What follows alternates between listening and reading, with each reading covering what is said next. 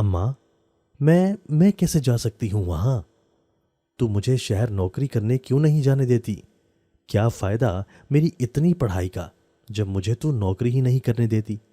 میں نے بے بسی کے مارے اپنی ماں کو دیکھ کر کہا، جو سپاٹ چہرہ لیے کھڑی تھی، ایسے جیسے میری بات سن ہی نہ رہی ہو۔ اگر پیسوں کی اتنی ہی ضرورت ہے تو میں شہر جا کر کام کرتی ہوں اماں۔ تو یقین کر، حویلی والوں سے زیادہ تنخواہ دیں گے وہ لوگ کہ ہماری ہر ضرورت پوری ہو جائے گی۔ میں نے پھر سے اماں کو منانا چاہا، تو کام کرے گی تو سرداروں کی حویلی جا کر ہی۔ میں اب تجھے اتنی دور کام کرنے کے لیے شہر نہیں بھیج سکتی، اس لیے چپ چاپ جو کہا ہے کر۔ اگر پیسوں کی ضرورت نہ ہوتی تو تجھے کبھی کہیں کام کرنے کو نہ کہتی، لیکن ابھی مجبوری ہے۔ اماں نے مجھے گھوری سے نوازتے ہوئے کہا تو میں پیر پٹک کر کمرے میں جا گھسی اور اماں کو منانے کے طریقے سوچنے لگی، لیکن کوئی طریقہ سمجھ میں نہ آیا۔ حالانکہ میں یہ بھی جانتی تھی کہ اماں ایک بار جو ٹھان لیتی ہیں وہ کر کے چھوڑتی ہیں، اور اسے کوئی بھی اس کی بات سے ہلا نہیں سکتا۔ کچھ دیر کی جھنجھلاہٹ اور اکتاہٹ کے بعد وہ ماں کی بات ماننے پر مجبور ہوتی تیار ہونے لگی کہ سرداروں کی حویلی جا کر کام کرنے کے علاوہ اس کے پاس اور کوئی چارہ نہیں تھا۔ میرا نام قمر ہے اور میں ایک 20 سال کی بے حد خوبصورت سی لڑکی ہوں، جو نہ صرف خوبصورت ہوں بلکہ بے حد شوق اور چنچل بھی ہوں۔ مجھے پڑھنے کا بے حد شوق تھا۔ یہی وجہ تھی کہ میرے ماں باپ نے اپنی غربت کے باوجود مجھے پڑھنے کے لیے شہر بھیج دیا تاکہ میں اپنا پڑھنے کا شوق پورا کر سکوں۔ میں اپنے ماں باپ کی سب سے بڑی بیٹی تھی، باقی میرے 2 بہن بھائی مجھ سے چھوٹے تھے۔ اس کے بعد میری ایک بہن اور ایک بھائی تھا۔ بہن 15 سال کی جبکہ بھائی 13 سال کا تھا، اور وہ دونوں ہی گاؤں میں موجود سرکاری اسکول میں پڑھتے تھے۔ میں بے حد منتوں مرادوں کے بعد پیدا ہونے والی بچی تھی، جو میرے ماں باپ کی شادی کے 7 سال بعد پیدا ہوئی تھی۔ یہی وجہ تھی کہ میں بے حد لاڈلی تھی، جس کی ہر خواہش اس کے ماں باپ اپنی بساط سے بڑھ کر پوری کرنے کی کوشش کرتے تھے۔ اور اس کے بعد میرے 2 بہن بھائی کی پیدائش کے بعد میرا پورا خاندان مکمل ہو گیا تھا۔ میں بے حد خوش نصیب تھی۔ اس کا اندازہ مجھے ہمیشہ اپنے ماں باپ کا خود سے لاڈ پیار دیکھ کر ہوتا تھا۔ میں نے ابتدائی تعلیم گاؤں میں رہ کر ہی حاصل کی تھی، مگر پھر انٹرمیڈیٹ کی تعلیم اور گریجویشن کے لیے شہر چلی گئی، اور پھر 4 سال شہر کے ہاسٹل میں گزار کر تعلیم حاصل کرنے کے بعد میں جب شہر سے واپس گاؤں لوٹی تو گاؤں میں کافی کچھ بدل گیا تھا، مگر نہیں بدلی تھی تو سرداروں کی حویلی، جسے میں اپنے بچپن سے ہی دیکھتی آ رہی تھی۔ یہ حویلی جوں کی توں اپنی پوری شان و شوکت سے گاؤں کے وسط میں کھڑی تھی، اور اس حویلی کے مالکین تھے سردار، یعنی سکھ، جو صرف اس حویلی کے ہی نہیں بلکہ پورے گاؤں کے کرتا دھرتا تھے، اور گاؤں کے زیادہ تر فیصلے حویلی کے بڑے سردار ہی کرتے تھے، جن کو بڑے صاحب کے نام سے جانا جاتا تھا۔ گاؤں کے زیادہ تر کسان سرداروں کے کھیتوں میں کام کرتے تھے، جبکہ خواتین زیادہ تر سرداروں کی حویلی میں کام کرتی تھیں۔ میرا ابا بھی سرداروں کے کھیتوں میں ہی کام کر کے اپنا اور اپنے بیوی بچوں کا پیٹ پالتا تھا، لیکن کچھ دنوں سے اس کی طبیعت بے حد خراب تھی کہ وہ کھیتوں پر کام کرنے نہیں جا پایا تھا۔ میرا بھائی بھی چھوٹا تھا، ورنہ وہی اپنے باپ کی جگہ کام کر لیتا اور گھر کا خرچہ چلانے کی خاطر کام کر کے پیسے کما لیتا۔ میں اور میری ماں بے حد پریشان تھی۔ میری ماں سلائی کڑھائی کر کے جو پیسے کماتی وہ میرے باپ کی دوائیوں پر خرچ ہو جاتے۔ میں ابھی ہی شہر سے پڑھ کر لوٹی تھی اور گھر کے حالات دیکھ کر بے حد پریشان ہو گئی تھی۔ میں نے فیصلہ کیا تھا کہ میں واپس شہر لوٹ جاؤں گی اور وہاں کام کر کے پیسے کما کر گھر بھیجا کروں گی، تاکہ ہمارے گھر کے حالات سنبھل سکیں اور پیسوں کی جو ضرورت ہے وہ پوری ہو سکے، کیونکہ یہاں گاؤں میں کام کر کے مجھے اتنے پیسے نہیں مل سکتے تھے کہ میں اپنی ضروریات پوری کر سکتی۔ میرا باپ اچانک بیمار پڑ گیا تھا اور ہمیں اچانک ہی پیسوں کی ضرورت پڑ گئی تھی۔ تبھی میں واپس شہر جانا چاہ رہی تھی، لیکن میری ماں نے مجھے واپس شہر جانے سے روک دیا کہ وہ نہیں چاہتی تھی کہ میں پھر سے گھر سے اتنی دور جاؤں اور وہاں جا کر سر کپائی والا کام کروں، بلکہ وہ چاہتی تھی کہ میں سرداروں کی حویلی میں جا کر کام کروں، جس پر میں راضی نہیں ہوتی تھی کہ شہر سے پڑھ لکھ کر آنے کے باوجود میں سرداروں کی حویلی میں جا کر ایک ملازمہ کی حیثیت سے کام نہیں کرنا چاہتی تھی۔ میری طبیعت کو یہ گوارا ہی نہیں تھا، لیکن میری ماں نے مجھے سمجھا بجھا کر اس کام کے لیے راضی کر ہی لیا تھا، اور اپنی ماں کی وجہ سے میں بے حد مجبور ہو گئی تھی، اور اس کی بات مان کر ہی میں سرداروں کی حویلی میں جا کر نوکری کرنے پر مجبور ہو گئی تھی۔ میں سرداروں کی حویلی جانے سے پہلے اپنے باپ کے کمرے میں آئی، جہاں وہ ہڈیوں کا ڈھانچہ بنا پڑا ہوا تھا۔ اپنے باپ کو دیکھ کر میری آنکھوں میں آنسو آ گئے۔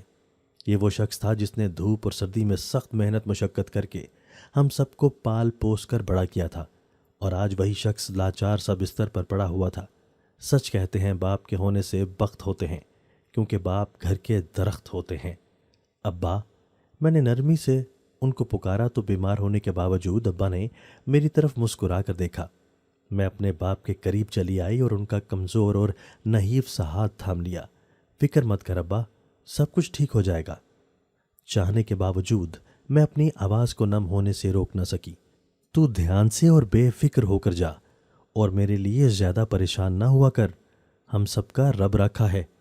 میرے ابا نے کمزوری کے باعث بے حد دھیمے اور کپ کپاتے ہوئے لہجے میں کہا تو میں نے سر ہلا دیا کہ رب ہی تو سب کا وارث ہے۔ میں اپنے ابا سے چند مزید باتیں کر کے ان کے کمرے اور پھر گھر سے باہر نکل آئی۔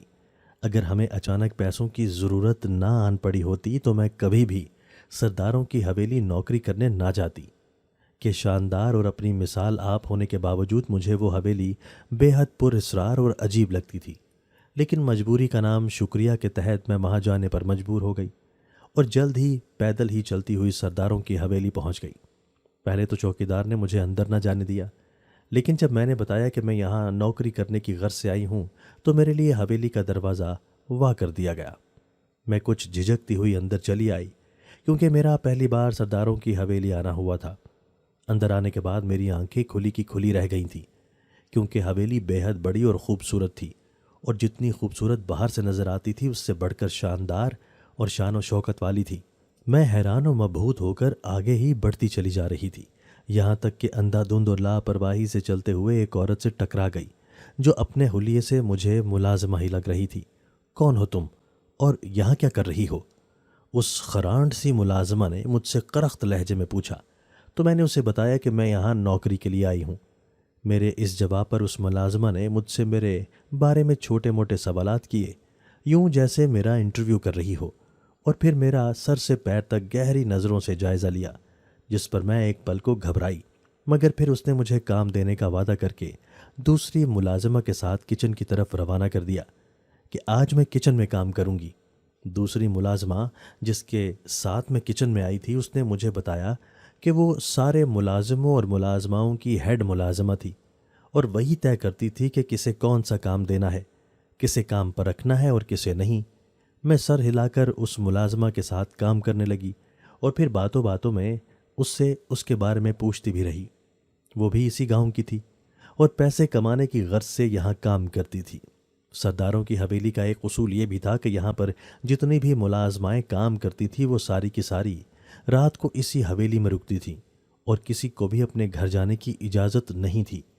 مجھے یہ اصول عجیب تو لگا، لیکن پھر میں نے سر جھٹک دیا کہ چلو یہ بھی اچھا ہے، مجھے یہاں سے ہی کھانا وغیرہ مل جایا کرتا تو گھر پر میرا خرچہ بھی نہ ہوتا اور کچھ نہ کچھ بچت ہو جاتی۔ ہیڈ ملازمہ نے میرے کہنے پر مجھے آدھی تنخواہ ایڈوانس میں دے دی تھی، جسے میں نے اپنے گھر بھجوا دیا تھا تاکہ ان کی ضرورت پوری ہو سکے۔ میری ساتھی ملازمہ نے جب یہ سنا کہ میں شہر سے پڑھ کر آئی ہوں اور پھر بھی سرداروں کی حویلی میں کام کر رہی ہوں تو وہ کچھ حیران ہوئی، مگر جب میں نے اپنی مجبوری کا بتایا تو ان کی یہ حیرانی بھی زائل ہو گئی، اور پھر میں بھی اپنے کام میں دلچسپی لے کر کام کرنے لگی تاکہ اچھے سے کام کروں اور کسی کو بھی مجھ سے شکایت نہ ہو۔ میں نے سوموار سے کام شروع کیا تھا اور آج بدھ کا دن آن پہنچا تھا۔ سرداروں کی اس حویلی میں بے حد ملازمین تھے جو حویلی کے کام کرتے پائے جاتے تھے۔ اس حویلی کے وارثین سکھ سردار تھے، جن میں سے سب سے بڑے سردار، جن کو بڑے صاحب کہہ کر پکارا جاتا تھا، اس حویلی کے سربراہ تھے، اور وہی اس حویلی کے فیصلے لیتے تھے، جبکہ باقی ان کے چھوٹے بھائی، ان کی بیویاں، بچے تھے، جبکہ بڑے صاحب کی بھی ایک بیوی اور 5 سے 6 بچے تھے، جن میں سے کچھ شادی شدہ تھے اور اپنے بیوی بچوں کے ساتھ اس حویلی میں رہتے تھے۔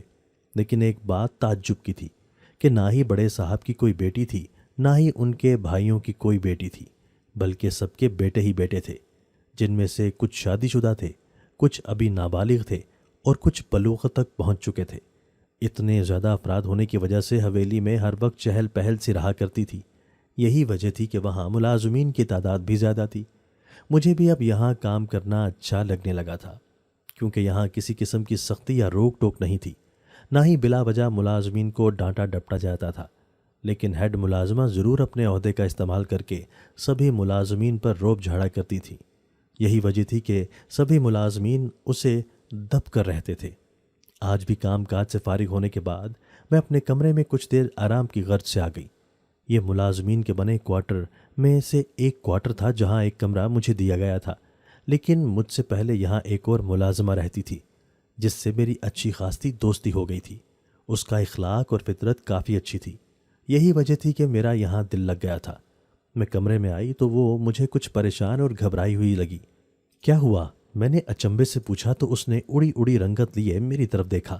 کل جمعرات ہے، اس نے کہا تو میں مزید اچنبے میں گھری۔ تو جمعرات تو ہر ہفتے آتا ہے، اس میں کیا نیا ہے؟ میں نے حیران ہو کر پوچھا تو وہ پھیکا سا مسکرائی۔ ابھی تم اس حویلی میں نہیں آئی ہو، اس لیے تمہیں کچھ معلوم نہیں، لیکن آہستہ آہستہ سب کچھ معلوم ہو ہی جائے گا، بس کل تک کا انتظار کرو۔ اتنا کہہ کر وہ رخ اور کروٹ بدل کر سونے کے لیے لیٹ گئی۔ مجھے اس کی باتوں اور پر اصرار مسکراہٹ پر کچھ تعجب تو ہوا، لیکن پھر میں ہر سوچ کو ذہن سے جھٹک کر سونے کے لیے لیٹ گئی کہ کام کی وجہ سے میں بہت تھک چکی تھی۔ کچھ ہی دیر میں گہری نیند میں اتر چکی تھی اور ہر چیز سے بے نیاز ہو گئی تھی۔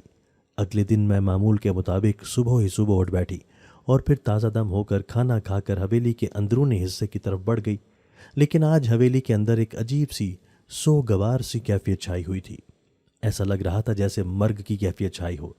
پہلے جو رونق اور چہل پہل ہوتی تھی آج وہ ندارت تھی، جس پر مجھے تعجب بھی ہوا۔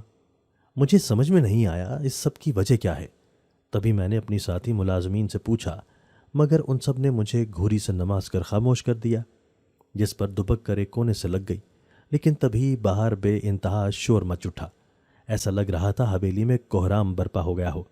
سب لوگ باہر کی جانب بھاگنے لگے، مگر تبھی کچھ آدمی ایک چارپائی اٹھائے اندر آئے، جسے دیکھ کر لگ رہا تھا جیسے اس پر کوئی میت رکھی ہو، اور میرا گمان درست ثابت ہوا۔ جب ایک چارپائی کو حویلی کے وسیع ہال کے وسط میں رکھ دیا گیا اور اس چارپائی پر میں نے دیکھا کہ وہ سچ میں ایک میت ہی تھی، جو کہ ایک لڑکی کی تھی۔ حویلی کے سبھی لوگ بری طرح رو رہے تھے، جیسے وہ نہ جانے ان کی بہت عزیزہ ہو۔ کافی دیر اس لڑکی کے میت کو حال میں رکھا گیا اور سبھی لوگ روتے رہے، اور پھر اس لڑکی کے میت کو اٹھا کر بڑے صاحب کے کمرے میں لے جایا گیا اور وہاں رکھ دیا گیا۔ اس لڑکی کی میت کفن میں لپٹی ہوئی تھی، لیکن نہ ہی اس کا غسل ہوا نہ دفن کیا گیا، بلکہ اس لڑکی کی میت کو بڑے صاحب کے کمرے میں رکھ دیا گیا تھا۔ بڑے صاحب کا کمرہ میں نے آج تک نہیں دیکھا تھا، نہ ہی وہاں کسی کو جانے کی اجازت تھی، اور اجازت کیوں نہیں تھی میں یہ بھی نہیں جانتی تھی، لیکن میں نے سنا تھا کہ بڑے صاحب کا کمرہ حویلی کے بھی کمروں سے زیادہ بڑا تھا۔ رفتہ رفتہ سب ملازمین اپنے اپنے کاموں میں مشغول ہو گئے، جبکہ حویلی کے افراد اپنے غم میں ہی مبتلا رہے۔ رات کو سب ملازمین فارغ ہو کر اپنے اپنے کوارٹروں میں چلے آئے، اور پھر میں بھی اپنے کمرے میں چلی آئی۔ میرے ساتھ والی ملازمہ سے میں نے جب پوچھا کہ کیا وہ اسی میت کے بارے میں بات کر رہی تھی، تو وہ بولی ہاں، اور ایسا پہلی بار نہیں ہوا، بلکہ ہر جمعرات کو شہر سے ایک لڑکی کی میت آتی ہے اور حویلی والے یوں ہی روتے ہیں۔ اس نے بتایا تو میں بے یقین ہی رہ گئی کہ ایسا کیسے ہو سکتا تھا، اور وہ لڑکی تھی کون جس کے لیے حویلی والے رو رہے تھے؟ میں نے اس سے پوچھنا چاہا، لیکن پھر سر جھٹک گئی اور گہری نیند سو گئی، جبکہ وہ دوسری ملازمہ ساری رات بڑبڑاتی رہی۔ اگلے دن سب کچھ معمول کے مطابق تھا، لیکن میں نے اس لڑکی کی میت کو بڑے صاحب کے کمرے سے نکلتے یا کسی کو نکالتے نہیں دیکھا، جس پر مجھے حیرانی کے ساتھ تعجب بھی ہوا۔ خیر، یہ قصہ گزر گیا اور سب کچھ معمول پر آتا گیا، اور دن پر دن گزرتے رہے، اور کرتے کرتے پھر سے اگلی جمعرات کا دن آ گیا، اور جمعرات کے دن پھر سے حویلی والے رونے لگے جب ایک لڑکی کی میت سرداروں کی حویلی لائی گئی، اور پھر اس لڑکی کی میت کو بڑے صاحب کے کمرے میں لے جایا گیا اور وہاں رکھ دیا گیا۔ مجھے اب تجسس ہونا شروع ہو گیا تھا کہ ایسا کیوں ہو رہا ہے۔ اس کو بڑے صاحب کے کمرے میں رکھنے کے بعد پھر سے سب کچھ معمول پر آتا رہا، لیکن اب مجھے بے حد تجسس ہو رہا تھا کہ میں کسی نہ کسی طرح اس بارے میں جان لوں، اور میرے اسی تجسس میں تیسری جمعرات بھی آ گئی، اور پھر تیسری لڑکی کی میت گھر آتے ہی پھر سے حویلی والے رونے لگے، اور پھر اس تیسری لڑکی کی میت کو بھی بڑے صاحب کے کمرے میں رکھ دیا گیا۔ میرا تجسس اب عروج پر پہنچ چکا تھا۔ گاؤں میں رہتے ہوئے بھی میں نے کبھی سرداروں کی حویلی میں اس طرز کا کوئی واقعہ نہیں سنا تھا، یا شاید حویلی سے ایسی کوئی خبر باہر نکلنے ہی نہیں دیا جاتی تھی۔ رات کو کمرے میں آ کر میں نے اپنی ساتھ والی ملازمہ سے پوچھا کہ ایسا کیوں ہے کہ ہر جمعرات کے دن ایک لڑکی کی میت شہر سے آتی ہے اور اسے بڑے صاحب کے کمرے میں رکھ دیا جاتا ہے۔ میں یہ سب جاننا چاہتی تھی کیونکہ مجھے بے حد تجسس ہو رہا تھا کہ آخر ایسا کیوں ہے، اور یہی سوال جب میں نے دوسری ملازمہ سے کیا تو اس نے مجھ سے کہا کہ یہ بہت بڑا راز ہے، اس کے بارے میں تجسس نہ کر۔ اس نے مجھے کچھ نہیں بتایا، لیکن وہ دوسری ملازمہ ساری رات بس یہی کہتی رہی کہ یہ بہت بڑا راز ہے، اس کا تجسس مت کر۔ لیکن اب مجھے بے حد تجسس ہو گیا تھا۔ تبھی میں نے فیصلہ کیا کہ میں اس بارے میں سب کچھ جان کر ہی رہوں گی، کیونکہ مجھ میں اس راز کو جاننے کا تجسس ہو گیا تھا، اور اب مجھے اس راز کو جاننا ہی تھا۔ اب مجھے اگلی جمعرات کا انتظار تھا کہ کب جمعرات آئے، اس لڑکی کی میت کو حویلی لایا جائے اور کب اس میت کو بڑے صاحب کے کمرے میں رکھ دیا جائے۔ اور جیسے ہی وہ میت بڑے صاحب کے کمرے میں رکھی جاتی، میں چپکے سے جا کر اس میت کو دیکھتی کہ آخر حویلی والوں کا اس لڑکی سے کیا تعلق ہوتا ہے جو ہر جمعرات کو شہر سے آتی ہے، اور اس میت کے ساتھ ہوتا کیا ہے، اور وہ بڑے صاحب کے کمرے میں کیوں رکھی جاتی ہے۔ اپنے فیصلے پر عمل کرنے کی پکی مہر لگاتے میں سو گئی تھی، اور پھر سے اگلے دن جاگ کر آنے والی جمعرات کا انتظار کرنے لگی تھی، جو اپنے وقت پر آ بھی گئی تھی۔ اس دن بھی جمعرات کا دن تھا جب شہر سے ایک لڑکی کی میت لائی گئی، اور پھر اسے دیکھتے ہی سارے حویلی والے رونے لگے۔ کچھ ہی دیر میں اس لڑکی کی میت کو بڑے صاحب کے کمرے میں لے جایا گیا، جو کفن میں ملبوس تھی۔ سب کا دھیان اس میت سے ہٹا کر میں نے چپکے سے سب پر نگاہ دوڑا کر جائزہ لیا کہ کوئی میری طرف متوجہ تو نہیں، لیکن سبھی اپنے اپنے کاموں میں مشغول ہو گئے تھے، جس پر میں سکون بھرا سانس بھر کر بڑے صاحب کے کمرے کی طرف بڑھی، لیکن یہ دیکھ کر دنگ رہ گئی کہ بڑے صاحب کا کمرہ پورا کا پورا خالی تھا، اور کمرے کے وسط میں سیمنٹ کا ایک پھٹا سا بنا ہوا تھا، جس کے اوپر اس لڑکی کی کفن میں لپٹی ہوئی میت رکھی ہوئی تھی۔ باقی پورا کمرہ خالی تھا، جس پر مجھے حیرت بھی ہوئی کہ وہ باقی میتیں کہاں گئیں جو شہر سے ہر جمعرات کو یہاں سرداروں کی حویلی میں لائی جاتی اور پھر انہیں بڑے صاحب کے کمرے میں رکھ دیا جاتا۔ میں جتنا سوچتی جا رہی تھی اتنا ہی الجھتی جا رہی تھی، لیکن مزید الجھنے کا میرے پاس وقت بھی نہیں تھا۔ تبھی میں تیزی سے آگے بڑھ کر جلدی جلدی اس لڑکی کے کفن کو کھولنے لگی، لیکن میری چیخیں پوری حویلی میں گونج اٹھیں، کیونکہ کفن کے اندر کسی لڑکی کی نہیں بلکہ کسی خواجہ سرا کی لاش تھی، جو بے حد خوبصورت تھا، لیکن اس کا چہرہ کچھ حد تک مسخ ہو چکا تھا، لیکن پھر بھی اس کا چہرہ دیکھنے سے ایسا لگ رہا تھا جیسے وہ بے حد خوبصورت ہو۔ میں نے تو سنا تھا کہ کسی لڑکی کی لاش آتی ہے، لیکن یہ تو خواجہ سرا تھا۔ ابھی میں تھر تھر کانپتی حیرت میں گم اس خواجہ سرا کی لاش کو دیکھ ہی رہی تھی جب دھاڑ سے دروازہ کھلا اور حویلی والے سبھی اندر داخل ہوئے، لیکن ان میں بڑے صاحب شامل نہیں تھے۔ وہ سب مجھے بڑے صاحب کے کمرے میں دیکھ کر بے حد غصے میں آ گئے تھے۔ تم یہاں کیا کر رہی ہو، اور تمہاری ہمت کیسے ہوئی اس کمرے میں آنے کی؟ بڑے صاحب کے بھائی نے آگے بڑھ کر میرا بازو دبوچتے ہوئے کہا، جس پر میں بے تحاشا ڈر گئی اور خوف سے مزید کانپنے لگی۔ پتہ نہیں یہ لوگ اب مجھے نہ جانے کیا سزا دیتے۔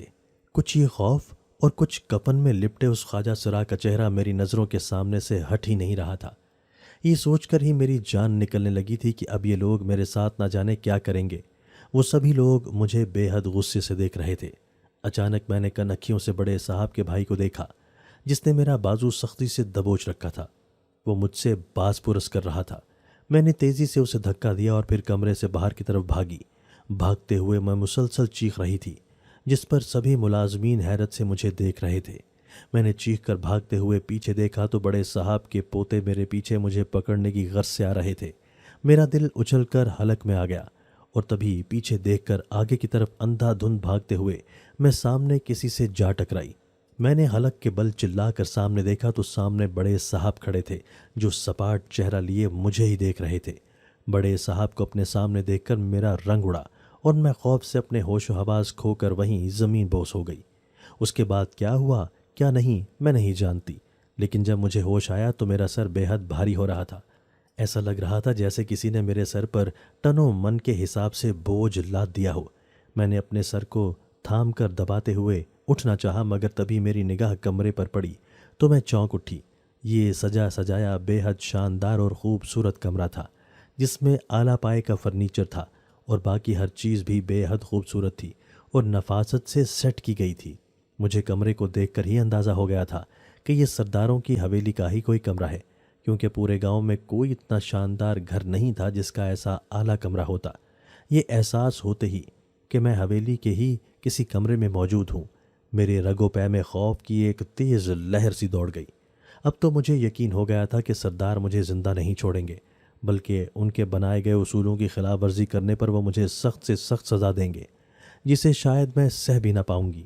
اور اگر مجھے سزا سے بچنا تھا تو جلد از جلد یہاں سے نکلنا تھا۔ یہی سب سوچتے ہوئے میں نے تیزی سے خود کو سنبھال کر اٹھی اور دروازے کی طرف بڑھی، مگر ابھی میں نے 2 قدم ہی آگے بڑھائے تھے جب اچانک کمرے کا دروازہ کھلا اور کوئی اندر داخل ہوا۔ لیکن آنے والے کو دیکھ کر میرا اوپر کا سانس اوپر اور نیچے کا سانس نیچے ہی رہ گیا، کیونکہ آنے والا کوئی اور نہیں بلکہ بڑے صاحب تھے، جو کمرے میں داخل ہو کر اپنے پیچھے دروازہ بند کر چکے تھے، جس پر میرا رنگ خوف کے مارے مزید زرد پڑ گیا تھا کہ نہ جانے بڑے صاحب نے دروازہ کیوں بند کیا ہے اور اب وہ میرے ساتھ نہ جانے کیا کرنے والے تھے۔ میں خوف کے مارے کانپتی ہوئی پیچھے کو کھسکی تاکہ ان کی پہنچ سے دور ہو سکوں۔ مجھے معاف کر دیں، میں آئندہ آپ کے کمرے میں نہیں جاؤں گی۔ ایک بار مجھے معاف کر دیں بڑے صاحب، میں کسی کو نہیں بتاؤں گی میں نے آپ کے کمرے میں کیا دیکھا۔ مجھے یہاں سے جانے دیں، میرا باپ بیمار ہے، رحم کریں مجھ پر۔ میں نے ان کے سپاٹ چہرے کو دیکھتے ہوئے ہاتھ جوڑ کر روتے ہوئے التجا کی تاکہ وہ مجھے کوئی نقصان نہ پہنچا دیں۔ بیٹھ جاؤ، بڑے صاحب نے کہا تو میں ان کے نرم و ملائم لہجے پر الجھی اور پھر ان کے اشارے پر بیٹھ کے کنارے پر ٹک گئی، لیکن میرا جسم اب بھی خوف سے کانپتا جا رہا تھا۔ بڑے صاحب میرے سامنے کرسی گھسیٹ کر بیٹھے اور بغور میرا چہرہ دیکھنے لگے، جس پر میں جذبز ہوئی۔ میرے کمرے میں کیوں گئی تھی تم؟ بڑے صاحب نے پوچھا تو میں نے اپنا خشک پڑتا حلق تر کیا۔ آج سے پہلے میں نے کبھی بڑے صاحب کی آواز نہیں سنی تھی، نہ ہی ان کو بولتے ہوئے دیکھا تھا، تبھی آج ان کی آواز سن کر کچھ حیران ہوئی تھی۔ لیکن ان کے سوال پر میں نے ان کو سب کچھ بتا دیا کہ میں اپنے تجسس کی وجہ سے ان کے کمرے میں جانے پر مجبور ہوئی تھی۔ میری ساری بات سن کر انہوں نے سر جھکا لیا اور نہ جانے کیا سوچنے لگے، لیکن ان کو یوں دیکھ کر میرے خوف میں مزید اضافہ ہوتا جا رہا تھا۔ اچانک انہوں نے سر اٹھایا تو ان کا چہرہ آنسوؤں سے بھیگا ہوا تھا، جن کو دیکھ کر میں دنگ رہ گئی اور کچھ الجھی بھی کہ وہ کیوں رو رہے ہیں، وہ بھی اتنا شدید۔ میری شادی میری پسند سے میری خالہ کی بیٹی سے ہوئی تھی۔ بہت محبت کرتا تھا میں گلپریت سے کہ ایک پل بھی اس سے دور رہنا گوارا نہیں تھا مجھے۔ میرا باپ چاہتا تھا کہ میری شادی میری چچا کی بیٹی سے ہو، لیکن میں نے اپنی بیوی کے روپ میں ہمیشہ فقط گلپریت کو ہی سوچا تھا اور کسی اور سے کبھی بھی شادی نہیں کرنا چاہتا تھا۔ یہی وجہ تھی کہ میں اپنے باپ کے سامنے ڈٹ گیا اور گلپریت سے شادی کر کے ہی دم لیا۔ اپنی محبت کو پا کر اس سے شادی کر کے میں پھولے نہ سماتا تھا اور خود کو بے حد خوش نصیب گردانتا تھا، لیکن مجھے اپنی خوش بختی پر غرور تو تب ہوا جب شادی کے 3 مہینے بعد ہی مجھے باپ بننے کی خوشخبری ملی۔ میں اور میری بیوی کے ساتھ میرے باقی گھر والے بھی بے حد خوش تھے، لیکن میرا باپ اتنی بڑی خوشخبری سن کر بھی خوش نہیں ہوا۔ اسے ضد لگ گئی تھی کہ میں نے اس کی بھتیجی سے شادی نہیں کی تو وہ میری بیوی کو اپنی بہو کے روپ میں قبول نہیں کرے گا، لیکن مجھے اب کوئی پرواہ نہیں تھی۔ میں اپنی بیوی گلپریت اور اپنی آنے والی اولاد کے ساتھ ہی بے حد خوش تھا، لیکن نہ جانے مجھے میرے باپ کی بد دعا لگی تھی یا پھر میری قسمت ہی خراب تھی کہ میری پہلی اولاد نہ رحمت تھی نہ نعمت، بلکہ وہ زحمت بن کر میری زندگی میں آئی تھی۔ وہ خواجہ سرا تھا جو میرے گھر پیدا ہوا۔ اسے دیکھ کر سبھی مجھ پر افسوس کرنے لگے، مجھ پر ترس کھانے لگے اور ہمدردی کا اظہار کرنے لگے، اور سب کی آنکھوں میں اپنے لیے جھلکتا ترس اور افسوس مجھے پسند نہیں آتا تھا۔ میرا باپ جو پہلے ہی گلپریت سے خار کھاتا تھا اور مجھے آتے جاتے اٹھتے بیٹھتے تانے دیتا تھا، اب مجھ پر اسے مزید تانے کسنے کا موقع مل گیا تھا۔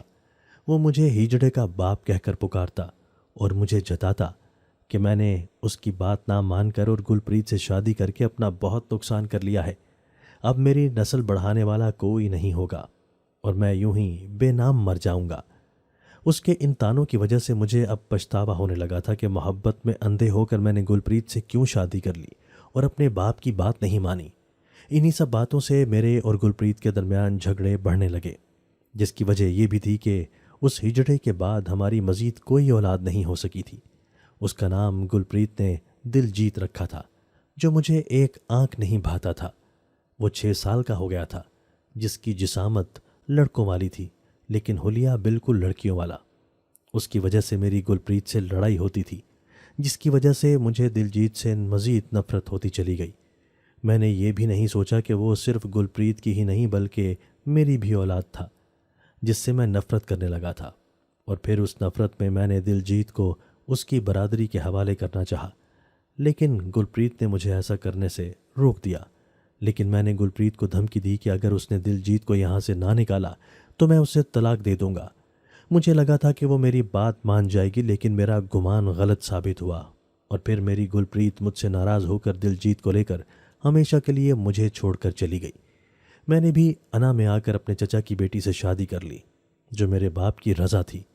میں اپنی زندگی میں مگن ہو گیا، مگر ایک دن گلپریت واپس آ گئی دلجیت کی لاش کے ساتھ، اور خود وہ پاگل ہو چکی تھی۔ دلجیت کی موت حادثاتی نہیں تھی بلکہ اس کے ساتھ زیادتی کر کے اسے مارا گیا تھا، اور دلجیت کی اس دردناک موت پر گلپریت اپنا ذہنی توازن کھو بیٹھی تھی۔ وہ کسی کو نہیں پہچانتی تھی سوائے دلجیت کے۔ دلجیت کا یہ حال میری وجہ سے ہوا تھا۔ اگر میں اسے گھر سے نہ نکالتا بلکہ اپنا لیتا اور اس کی اچھی پرورش کرتا تو ایسا کبھی نہ ہوتا۔ میری دوسری بیوی سے میرے بیٹے تھے، مگر بیٹی نہ ہو سکی، جس کی مجھے شدید خواہش تھی۔ مجھے دلجیت کی موت کا پچھتاوا تھا، تبھی میں نے اپنا کمرہ خالی کر کے وہاں اس کے لیے قبر بنوا کر اسے وہاں دفن کر دیا، اور روز رات کو وہاں پر ہی سوتا، اس سے ڈھیروں باتیں کرتا، مگر اب یہ سب بے سود تھا۔ گلپریت مجھے ایسے دیکھتی تو کہہ کے لگاتی اور اس سب کا ذمہ دار مجھے قرار دیتی، جو کہ سچ بھی تھا۔ دلجیت کی موت کے 1 مہینے بعد وہ بھی مر گئی، مگر جاتے جاتے بد دعا دے گئی کہ میرے خاندان میں کبھی بیٹی پیدا نہ ہو، اور ایک ماں کی بد دعا کبھی رد نہیں ہوتی۔ اس کی بد دعا قبول ہو گئی، اور اس کے بعد خدا نے کبھی اس حویلی میں اپنی رحمت نہیں اتاری۔ ان کے جیتے جی کسی کو ان کی قدر نہ ہو سکی، مگر ان کے مرنے کے بعد سبھی ان کی یاد میں آنسو بہاتے۔ میرا باپ، جسے دلجیت سے نفرت تھی، وہ اسی کی قبر پر سر پٹک پٹک کر مر گیا۔ میرے پچھتانے کا اب کوئی فائدہ نہیں تھا، لیکن میں اب کسی دلجیت کو مرتے ہوئے نہیں دیکھنا چاہتا تھا۔